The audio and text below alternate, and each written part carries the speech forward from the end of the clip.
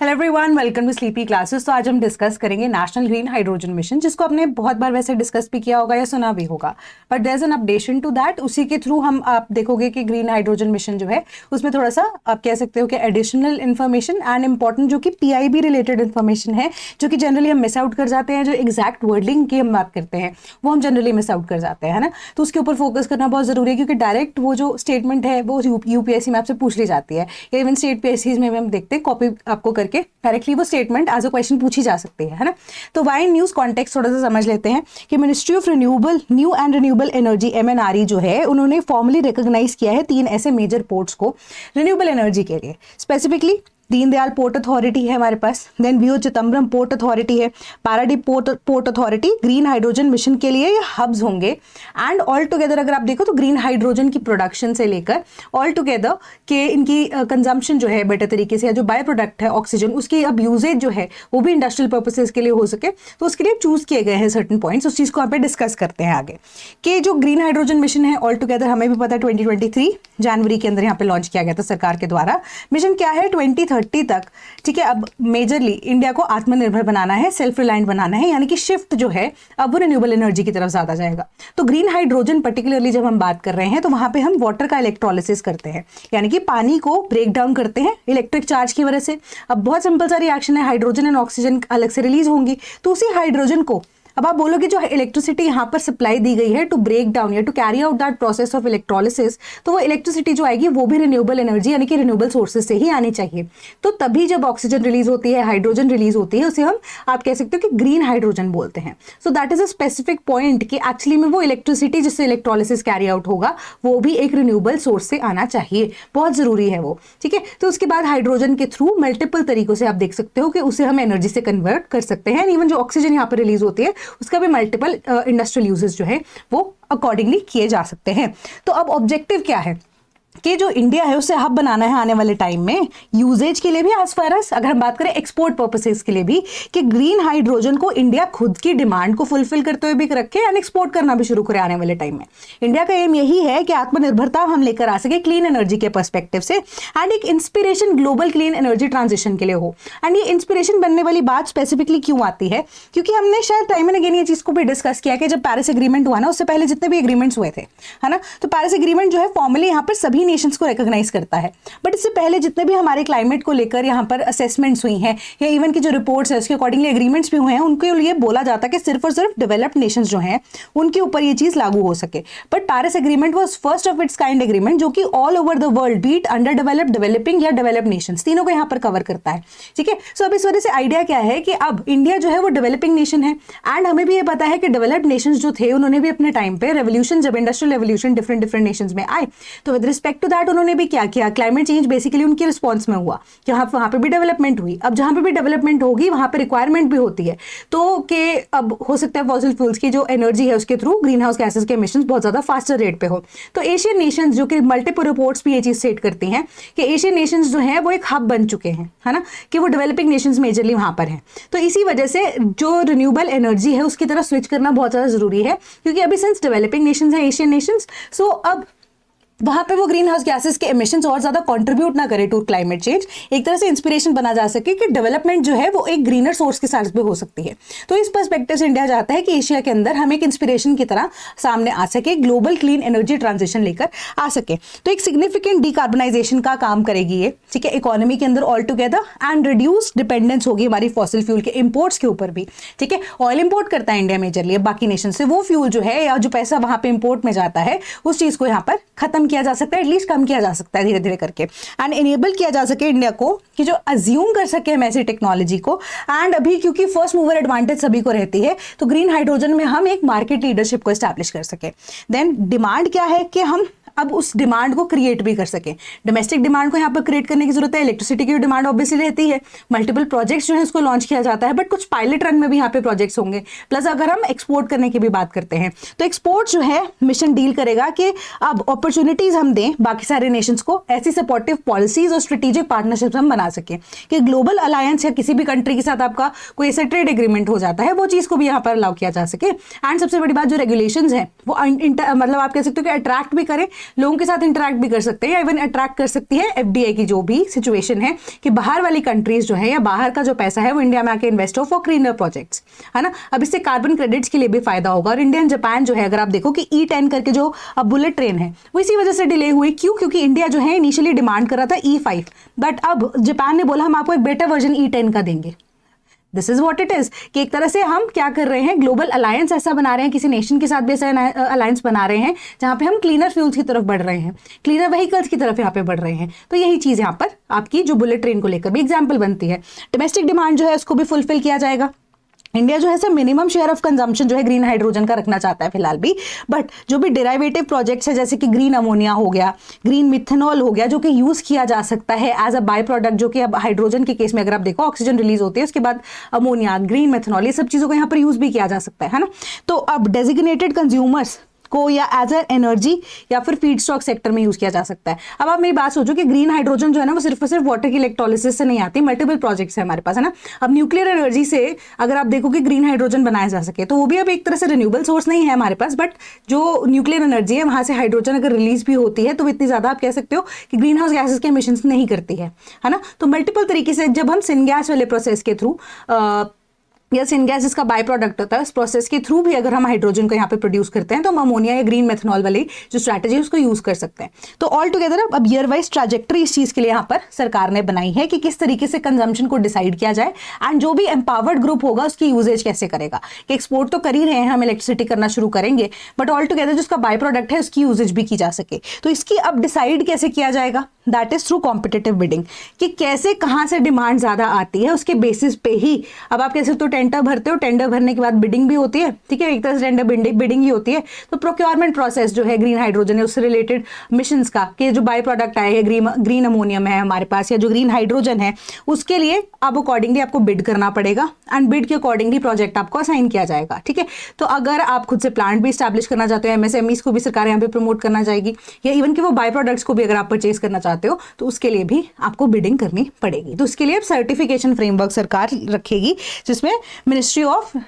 Renewable energy जो है basically काम करेगी, एक रेगुलेटरी फ्रेमवर्क को बनाएगी सर्टिफिकेशन के लिए ग्रीन हाइड्रोजन के लिए, एंड उसके जो भी डेराइवेटिव्स निकलते हैं कि वो किस तरीके से प्रोड्यूस किए गए हैं, एंड वो रिन्यूएबल एनर्जी से अगर यहाँ पर प्रोड्यूस किए गए हैं तो कार्बन क्रेडिट्स पे में भी आने वाले टाइम पे उसका इंपैक्ट पड़ेगा या नहीं पड़ेगा, वो सारी चीजें यहाँ पर कवर होगी। तो बेसिकली आपका जो यहाँ पर पीआईबी डेटा देता है उसके accordingly domestic demand, competitive bidding, export and certification framework all together decided होगा। Then strategic interventions on green hydrogen transit site mission इसको बोला जा रहा है इनिशियल स्टेज पे। ग्रीन हाइड्रोजन के लिए सबसे पहली बात, अब ऐसा तो नहीं है कि आज यहाँ पर आपने बोला कि मिशन लॉन्च करें कल से ग्रीन हाइड्रोजन बनानी शुरू कर दी, ऐसा नहीं होता है। हमारे पास 2 स्टेजेस में यहाँ पर काम होगा। पहला स्टेज है कि आप ऐसा इंफ्रा बनाओगे, इंफ्रा बनाने के बाद आप रेगुलेशंस ऐसी रखोगे कि बाहर की कंपनीज या इवन की इंडियन कंपनीज, डोमेस्टिक कंपनीज उसमें अपना थोड़ा सा इंटरेस्ट दिखाए कि काम कैसे किया जाएगा, है ना। तो इंफ्रास्ट्रक्चर डेवलपमेंट होने के बाद अगर आप देखोगे इलेक्ट्रोलाइजर्स जो है उसको यहाँ पर स्टैब्लिश किया जाएगा, एंड उसके बाद जो ग्रीन हाइड्रोजन है बाय 2030 तक जो है आत्मनिर्भरता यहाँ पर रखने के लिए आप कह सकते हो प्रोड्यूस करनी शुरू कर दी जाएगी, है ना। कि बजट आउटलेस के लिए 17,490 करोड़ का दिया गया है 2029-2030 तक के लिए। इंसेंटिव किसके लिए दिया जाएगा, पीएलआई स्कीम्स होती है हमारे पास, तो manufacturing of electrolysers along with that production of green hydrogen. तो अब इसी के बेसिस पे मार्केट जो है या जो टेक्नोलॉजी की डेवलपमेंट है इंसेंटिव प्रोवाइड करेगी। अब कोई ऐसा व्यक्ति तो है नहीं कि बोले कि हाँ कि मेरा ईंटों का भट्टा था, या फॉर एग्जांपल मैं कोई कोल जो इंडस्ट्री में मैं उसके थ्रू हाइड्रो जो प्रोजेक्ट्स है, इवन की हमारे पास जो थर्मल पावर प्लांट्स है इसके अकॉर्डिंगली अगर मैं काम करता था, बट अब मैं ग्रीन हाइड्रोजन में अपने प्रोजेक्ट्स को क्यों इन्वेस्ट करूँ, है ना। The reason behind that is very simple कि मेरे पास इंसेंटिव को जुड़ा होगा कि सरकार अगर मेरे को सस्ते में कोई इंफ्रास्ट्रक्चर बना के दे रही है या मुझे लोन दे रही है ईजिली, तो मैं उसमें जरूर इन्वेस्ट करूंगा, क्योंकि आने वाले टाइम में मे भी जो कोल प्लांट है, जो थर्मल पावर प्लांट है वो बंद हो सकता है ना। तो स्टेक होल्डर्स को इसी तरीके से अट्रैक्ट किया जाएगा, इंसेंटिव्स उनको प्रोवाइड किए जाएंगे स्कीम्स के थ्रू, एंड प्रोग्राम्स जो है वो कंटिन्यू करेंगे कि जो मिशन की प्रोग्रेस है वो की जा सके, एंड इंश्योर की जाएगी कि quality and performance of equipment यहाँ पर इजीली हो सके, और एलिजिबिलिटी क्राइटेरिया को अगर कोई फुलफिल करती है कंपनी तभी उसे उस प्रोक्योरमेंट ऑफ ग्रीन हाइड्रोजन यहाँ पर पॉसिबल हो पाएगा। तो ये डेराइवेटिव्स जो है वो भी स्पेसिफाई करेंगे कि कौन सा प्रोजेक्ट किस चीज के इक्विपमेंट में यूटिलाइजेशन होगी उसकी, ठीक है। कि प्रॉपर एक लीगल फ्रेमवर्क के थ्रू, चैनल्स के थ्रू यहाँ पर काम किया जाएगा कि government of India as per specified quality and performance criteria जो कि अब ग्लोबल स्टैंडर्ड्स पे खरा उतरेगा उसके बेसिस पे काम करना चाहते हैं,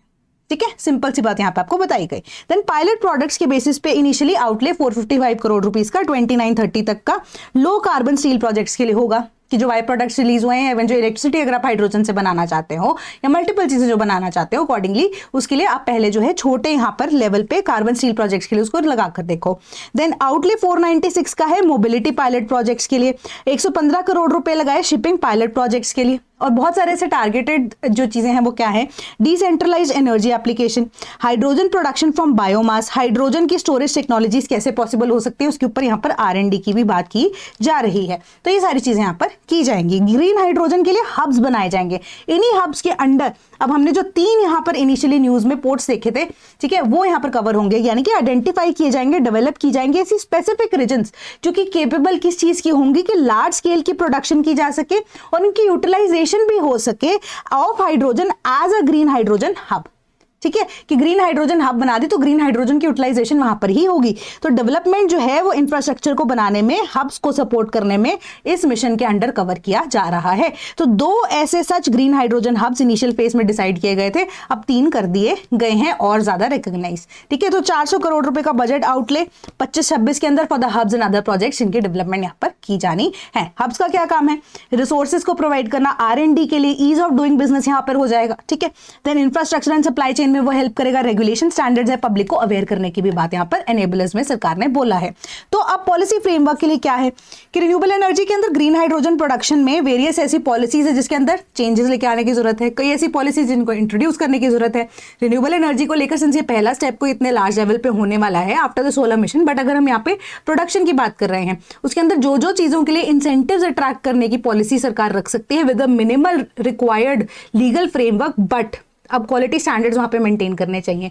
तो ऐसे ही ग्रीन जो एक्सेस है या ओपन एक्सेस या कनेक्टिविटी ग्रीन हाइड्रोजन प्रोजेक्ट्स के लिए प्रोवाइड की जाएगी। देन इंफ्रास्ट्रक्चर डेवलपमेंट है जहां पर हम बोल रहे हैं कि हब्स को यहाँ पर बनाया जाएगा, क्लीन एनर्जी सोर्स के थ्रू ही हम यहाँ पर electricity for the electrolysing process जो है वो लेकर आएंगे। ये सारी चीजों को यहाँ पर हाइड्रोजन की जो डिस्ट्रीब्यूशन है, उसकी ट्रांसपोर्टेशन है वो कैसे होगी, पाइपलाइंस कैसे स्टैब्लिश होंगी, टैंकर्स, इमीडिएट स्टोरेज फैसिलिटीज कैसे लास्ट लेग तक हम डिस्ट्रीब्यूशन प्रोवाइड कर सकते हैं नेटवर्क्स के थ्रू, एक्सपोर्ट पर्पसेस के लिए भी, उसके लिए भी इंफ्रास्ट्रक्चर की डेवलपमेंट होगी। देन रेगुलेशन एंड स्टैंडर्ड्स की बात करें,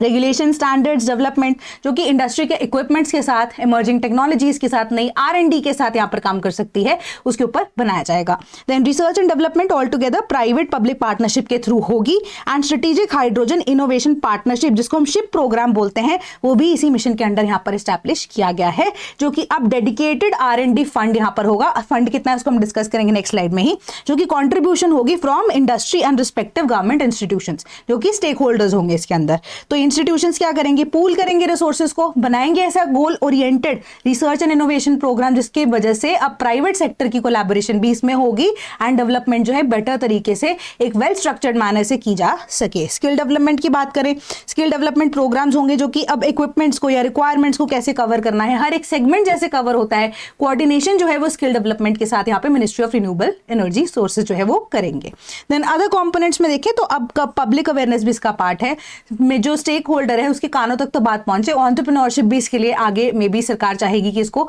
रीच किया जा सके, इंटरनेशनल कोऑपरेशन की रिक्वायरमेंट भी होगी। सिंस मैंने आपको वो E10 एंड E5 जो बुलेट ट्रेन है उसकी बात बताई थी, तो इंटरनेशनल कोऑपरेशन की रिक्वायरमेंट वहां पर भी है। तो मिशन जो है वो गवर्नेंस के स्ट्रक्चर पर चलेगा कि एम्पावर्ड ग्रुप जो भी डिजिग्नेटेड होगा, कैबिनेट सेक्रेटरी उसको चेयर करेंगे and secretaries of government of India and experts होंगे फ्रॉम इंडस्ट्री वो गाइड करेंगे कि इस मिशन में हमें किस फेजेस में किस तरीके से काम करना है। और एक एडवाइजरी ग्रुप जिसको चेयर कौन करेंगे, PSA and the comprising of the experts जो कि एडवाइस करेंगे अब एम्पावर्ड ग्रुप को साइंटिफिक टेक्नोलॉजी एंड मैटर्स जितने भी उससे रिलेटेड हैं, ताकि जो मिशन है उसको इजीली फुलफिल किया जा सके। एंड मिशन सेक्रेटेरिएट जो हेडक्वार्टर्स है MNRE का ही होगा जो कि अंडरटेक करेंगे कि प्रोग्राम अच्छे से यहाँ पर ग्राउंड लेवल पे इंप्लीमेंटेशन उसकी कैसी हो रही है। तो मिशन के आउटले की ऑल टुगेदर बात करें तो अराउंड 20,000 करोड़ का यह मिशन है, जिसमें से 17,500 करोड़ जो है साइड प्रोग्राम के लिए दे दी गए हैं, 1,500 करोड़ जो है वो पायलट प्रोजेक्ट्स के लिए दे दी गए हैं,